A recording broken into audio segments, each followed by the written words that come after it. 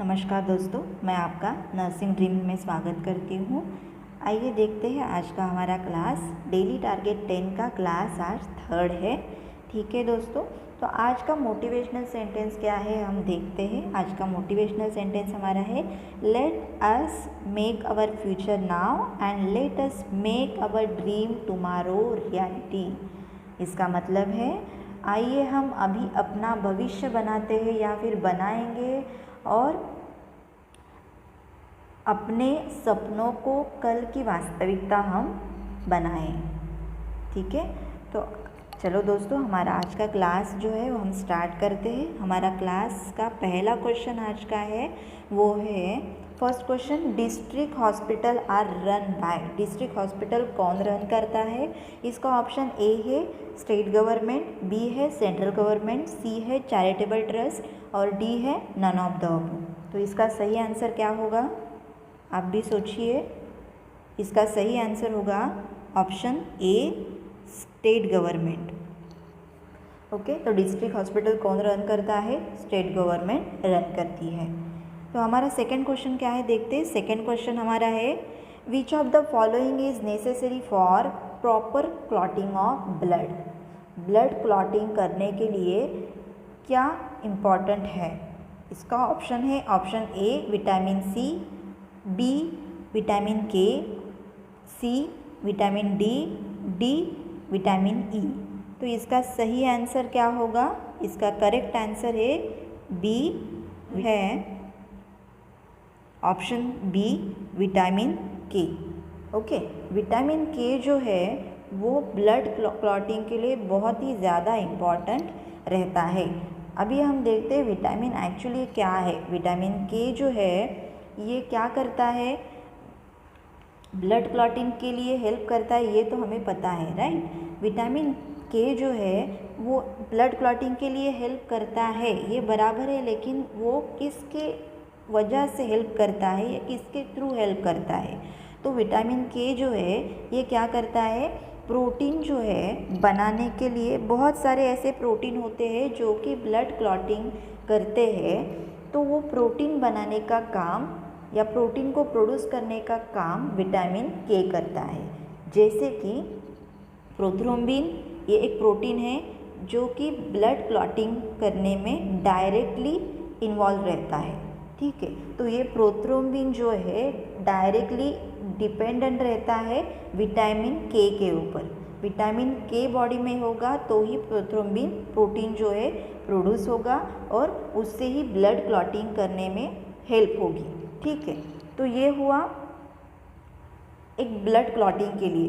ये विटामिन के उतना ही फंक्शन नहीं है उसका, विटामिन के का दूसरा भी फंक्शन है जो कि बोन की बिल्डिंग के लिए भी, बोन ग्रोथ के लिए भी हेल्प करता है विटामिन के। यहाँ पे जैसे कि प्रोथ्रोम्बिन है वैसे ही एक जो प्रोटीन है ऑस्टियोकैल्सिन, ऑस्टियोकैल्सिन जो है ये एक प्रोटीन है, वो भी विटामिन के ही क्या करता है?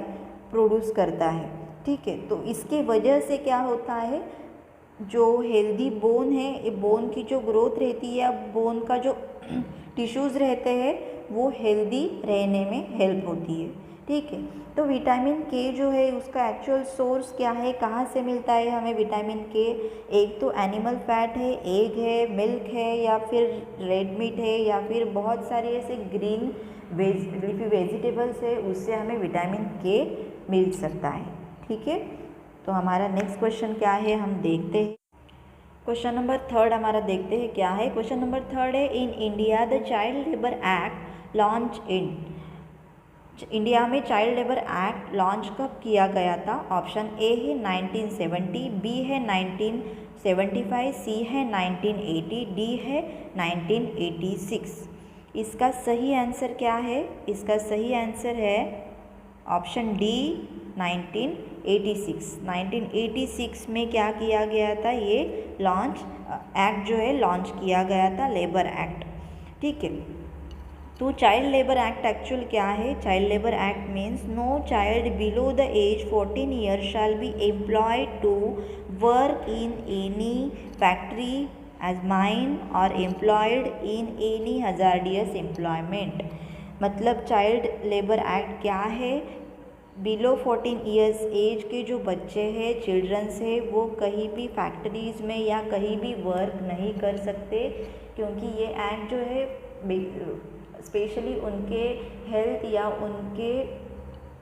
उनके लिए ये बनाया गया है, उनके सेफ्टी के लिए बनाया गया है।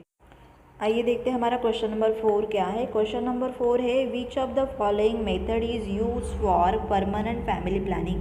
Family planning, permanent family planning के लिए कौन सा ऐसा मेथड है, ठीक है।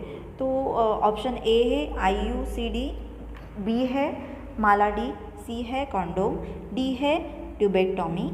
तो इसमें सही आंसर क्या होगा? सही आंसर है इसका ऑप्शन डी, ट्यूबेक्टोमी, ठीक है।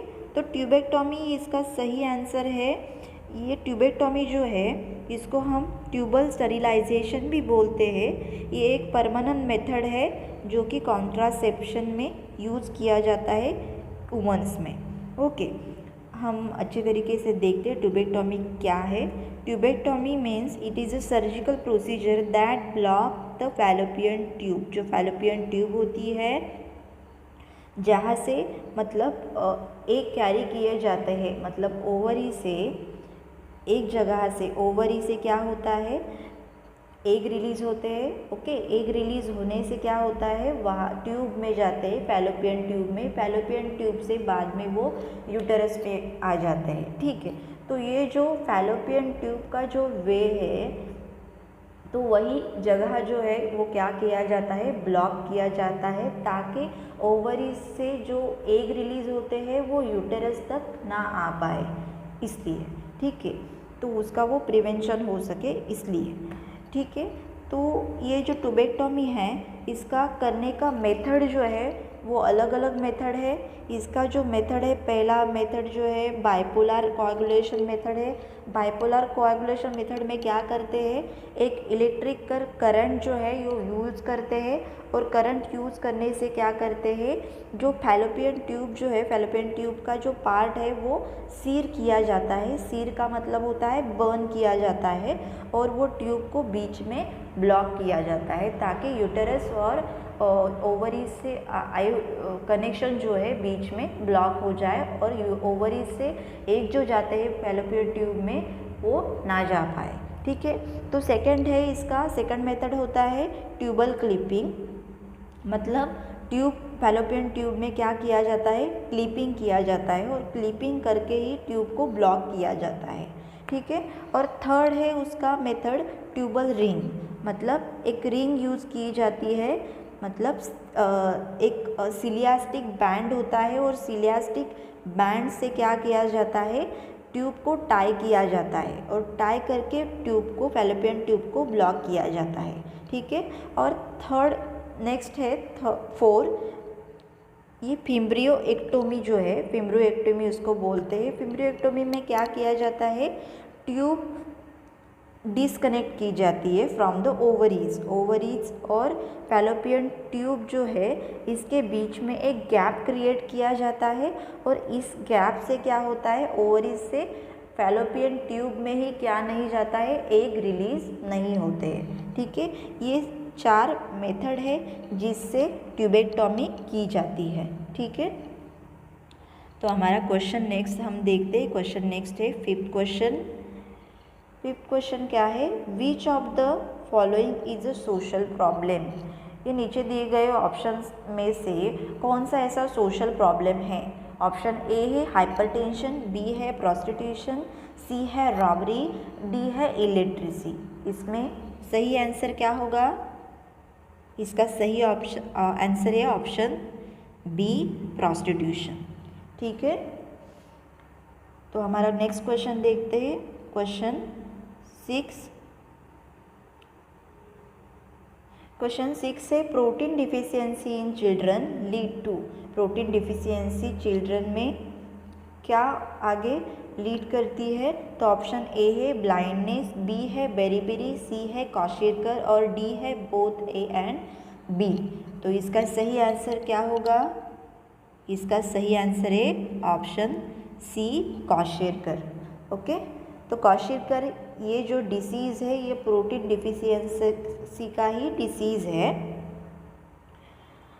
तो यहाँ पे क्या होता है, एक्चुअली हम क्वेश्चन को अच्छी तरीके से समझ लेते हैं। प्रोटीन डिफिशियंसी मतलब क्या है, एक सीवियर माल न्यूट्रिशन डिसीज़ है जिसमें बहुत सारे बेबीज़ है या फिर चिल्ड्रंस है जिनको ज़्यादातर फूड प्रॉपरली नहीं मिलता है और फूड या डाइट से उनको प्रोटीन नहीं मिलता है अच्छी तरीके से, इसलिए उनको यह डिसीज़ हो सकता है क्वार्शियर, या फिर हम उसको बोल सकते हैं प्रोटीन डिफिशियंसी डिसीज़। ठीक है, तो ये डिसीज़ क्या होता है एक्चुअल में, इसमें ज़्यादातर बॉडी में प्रोटीन की कमी रहती है और फ्लूइड की ज़्यादा कैपेसिटी जो है बहुत ज़्यादा बढ़ जाती है। इसकी वजह से क्या होता है, बॉडी के जो टिश्यूज़ है वो बेबीज़ या वो बच्चों के वो टिश्यूज़ में ज़्यादातर फ्लूइड ज़्यादा एक्यूमुलेट होता है, भर जाता है। तो इसके वजह से वो बहुत सारी बॉडी पार्ट में स्वेलिंग आ जाती है, जैसे कि लीवर जो है वो एनलार्ज हो जाता है, स्मॉल इंटेस्टाइन भी एट्रोपी हो जाता है, एनलार्ज हो जाता है, या फिर लेग मसल्स है वो भी क्या हो जाते हैं, एडिमेटस हमें दिखने लगते हैं। ठीक है, तो ये सारे सिम्टम्स है क्वार्शियर करके या फिर प्रोटीन डिफिशियंसी के। तो हमारा नेक्स्ट क्वेश्चन क्या है देखते हैं हम। नेक्स्ट क्वेश्चन हमारा है question 7, vitamin B is known as, vitamin B2 को क्या बोलते हैं, विटामिन B2 को क्या बोलते हैं। ऑप्शन ए है फॉलिक एसिड, बी है थायामिन, सी है राइबोफ्लेविन, डी है नायासिन। तो विटामिन B2 को क्या बोलते हैं हम, अब इसका सही आंसर होगा option C riboflavin. Okay, riboflavin ये विटामिन B2 है, ये वाटर सोल्यूबल विटामिन है और इसका यूज़ क्या होता है, ये बॉडी में क्या हेल्प करता है, हमारी स्किन को हेल्दी रखता है, आइज़ को हेल्दी रखता है, या फिर नर्वस सिस्टम को हेल्दी रखने में हेल्प करता है। ठीक है, तो हमारा नेक्स्ट क्वेश्चन क्या है हम देखते हैं। Next question 8, white patch in throat में be due to, white patches हमारे थ्रोट में आते हैं किसके वजह से आते हैं। ऑप्शन ए है स्ट्रेप्टोकोकस, बी एक्टिनोमायोसिस, सी स्पोरियाटिकोसिस और डी है ऑल द अबोव। तो ये जो है क्वेश्चन 8, वाइट पैचेस जो है थ्रोट में आते हैं, इसको हम सोर थ्रोट भी बोलते हैं, ये कौन से बैक्टीरिया के वजह से आता है। तो इसका सही आंसर क्या है, सही आंसर है ऑप्शन ए स्ट्रेप्टोकोकस। स्ट्रेप्टोकोकस बैक्टीरिया के वजह से वाइट पैचेस थ्रोट में आ जाते हैं, उसको हम सोर थ्रोट भी बोलते हैं। ओके, ये बेसिकली इन्फेक्शन के वजह से भी होता है वाइट पैचेस, या फिर केमिकल एक्सपोजर में आने से भी वाइट पैचेस आते हैं। ठीक है, हमारा नेक्स्ट क्वेश्चन देखते हैं 9। नेक्स्ट क्वेश्चन है pneumococcal vaccine is indicated for a patient with, pneumococcal vaccine जो है वो किस पेशेंट को दिया जाता है। ऑप्शन है A chronic bronchitis, B valvular heart disease, C brain tumour और D all of the above. इसका सही आंसर क्या होगा, इसका सही आंसर है ऑप्शन ए क्रोनिक ब्रोंकाइटिस। ठीक है, ये निमोकोकल वैक्सीन जो है बेसिकली कौन से डिसीज़ में दिया जाता है, जो क्रोनिक लंग डिसीज़ है, जैसे कि यहाँ दिया हुआ है क्रोनिक ब्रोंकाइटिस, ये भी लॉन्ग टर्म डिसीज़ है जो कि लंग का है, इसमें निमोकोकल वैक्सीन दिया जाता है। निमोकोकल ब्रोंकाइटिस का मतलब क्या होता है, ये जो ब्रोंकाई जो रहते हैं इस वहाँ पे क्या हो जाता है, इन्फ्लामेशन हो जाता है। इन्फ्लामेशन किससे हो जाता है, ये कॉमनली जो ज़्यादातर स्मोकिंग करने वाले लोग हैं उनको हो जाता है। वहाँ पे क्या होता है, ब्रोंकाई में जो ग्लोबेट सेल रहते हैं, ग्लोबेट सेल नॉर्मली क्या करते हैं, म्यूकस सिक्रेट करने का काम करते हैं, लेकिन वो बहुत कम मात्रा में, कम लेवल में म्यूकस सिक्रेट करते हैं, तब वहाँ का जो फंक्शन है नॉर्मली चलता है। लेकिन यहाँ पे क्या हो जाता है, ग्लोबेट सेल का जो सेंसिटिविटी है जो बढ़ जाता है उसको हम हाइपर सेंसिटिविटी भी बोल सकते हैं। हाइपर सेंसिटिविटी हो जाता है ग्लोबेट सेल में, तो इस वजह से क्या होता है उस वहाँ पे जो सेल रहते हैं वो ओवर प्रोड्यूस होते हैं, ओवर प्रोडक्शन के म्यूकस ओवर प्रोड्यूस करते हैं। तो म्यूकस के ओवर प्रोडक्शन की वजह से वहाँ का जो एयर फ्लो रहता है तो ऑब्स्ट्रक्ट हो जाता है। एयर फ्लो क्या हो जाता है, ऑब्स्ट्रक्ट हो जाता है। तो उसको ही इस कंडीशन को हम क्या बोलते हैं, क्रोनिक ब्रोंकाइटिस। ठीक है, तो हमारा नेक्स्ट क्वेश्चन, लास्ट क्वेश्चन हम देखते हैं आज का। लास्ट क्वेश्चन है 10, नायासिन डिफिशियंसी कॉज। नायासिन की डिफिशियंसी से क्या होता है। ठीक है, तो ऑप्शन ए है चिलियोसिस, बी है न्यूरोपैथी, सी है डायरिया और डी है ऑल ऑफ द अबव। ये नायासिन ये क्या है, हम पहले इसको हम समझते हैं।